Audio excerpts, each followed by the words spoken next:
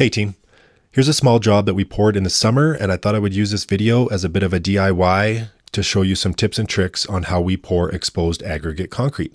Now that's the process of washing off the surface cream to expose the rocks or aggregate in the mix.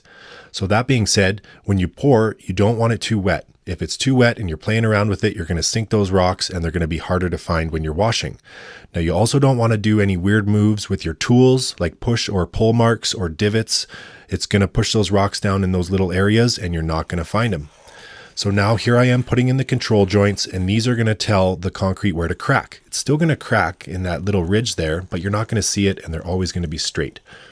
So they have tools on poles for this job, but I'm trying out a new cutter here from Superior, so that's the reason for the small hand cutter. Now we do this process about 2 or 3 times where we edge it, we cut it, and then finally we trowel it out with trowels to get it very smooth.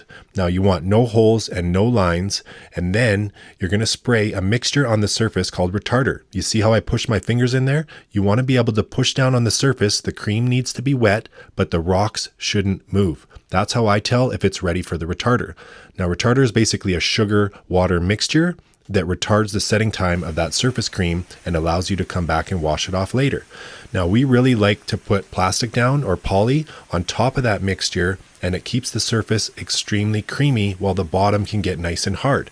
Now this ensures that we can use a pressure washer later and we're not going to blow out a bunch of rocks because they are nicely embedded and hardened into that surface. So only the top should be creamy and coming off.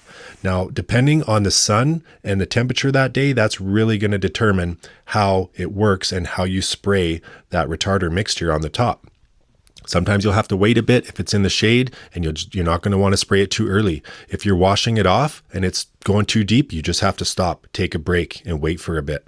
So this is the initial day. So I got everything. We poured in the morning, we sprayed it, we polyed, and I came back and I washed it at about 6 p.m. So this is kind of how it should look.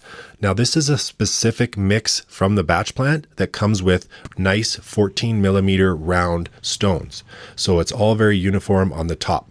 Now, here's another trick. We use a broom to loosen up that surface cream, and then that's just going to keep the pressure washer from doing all the work, and it's going to come off a lot easier. So now there's always going to be a few white spots. So we usually wait a few days or a week, and we come back with hydrochloric acid or muriatic acid, and you can mix this in about a 4 or 5 to 1 ratio. We put it on and then we wash it all off really good, and you can neutralize that as well. That takes away any of the white or the haze left from your initial washes, and then I roll a high gloss sealer on to make it shine. I hope you guys find this helpful. Let me know.